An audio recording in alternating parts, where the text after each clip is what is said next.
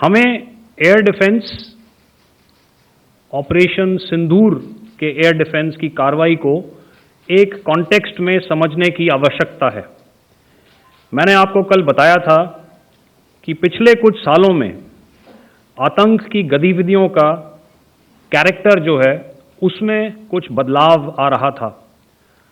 अब हमारी मिलिट्री के साथ साथ मासूम सिविलियंस जो कि अपना बचाव करने में विफल थे, उन पर भी हमले हो रहे थे।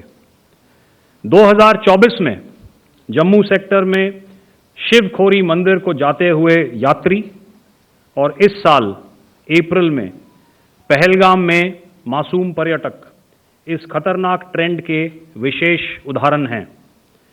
पहलगाम तक पाप का ये घड़ा भर चुका था।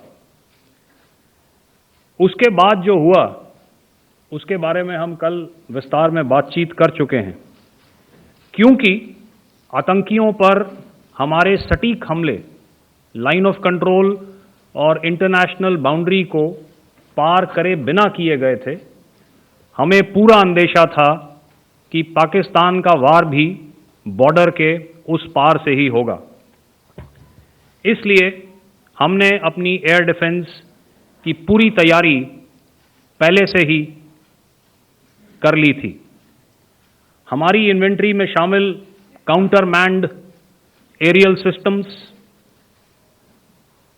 इलेक्ट्रॉनिक वॉरफेयर के साधन और एयर डिफेंस वेपन्स का इंडियन एयरफोर्स के इसी प्रकार के सिस्टम्स के साथ एक अनोखा मिश्रण किया गया।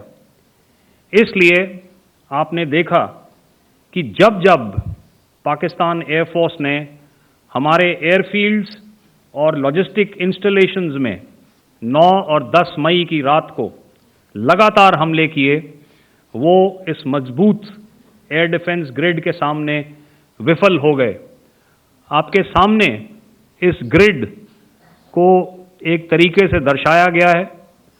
आप देख रहे हैं कि इंटरनेशनल बाउंड्री से कितनी layers, radars, counter unmanned aerial systems, उसके पीछे शोल्डर फायर्ड वेपन्स, हमारे विंटेज एयर डिफेंस वेपन्स जो कि काफ़ी सालों से हमारी सेना में हैं।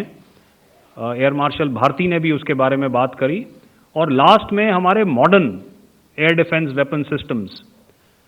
तो कोई मौका नहीं था कि पाकिस्तान एयरफोर्स ये मल्टी टियर डिफेंस को पार करके पीछे हमारी एयरफील्ड्स या लॉजिस्टिक इंस्टॉलेशंस को टारगेट कर पाए।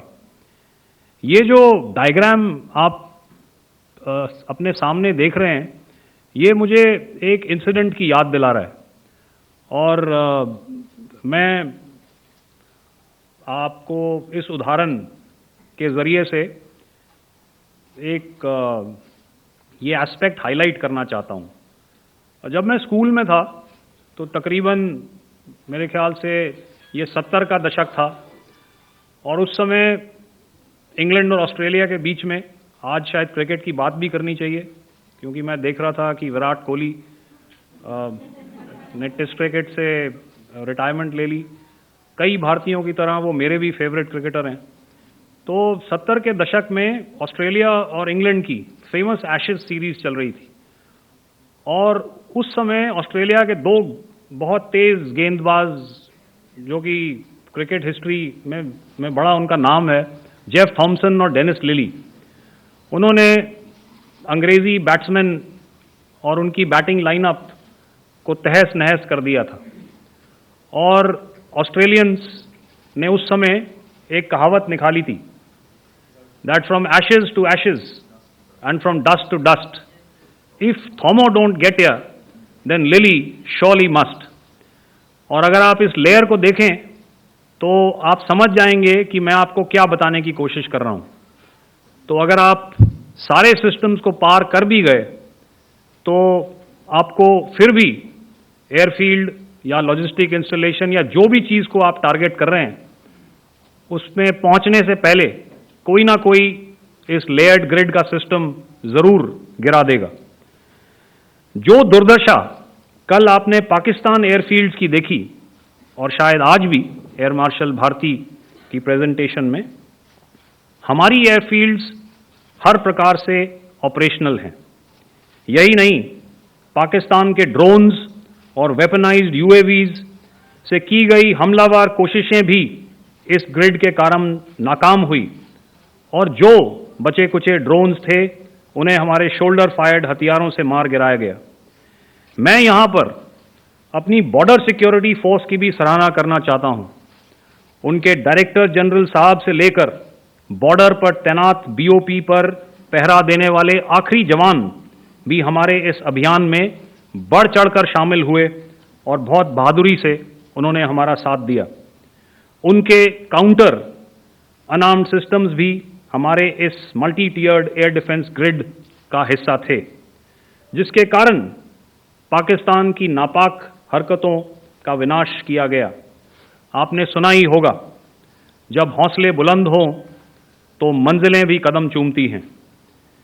In the end, I would like to highlight again that in every single domain that Operation Sindoor has been prosecuted, there has been absolute synergy between the three services.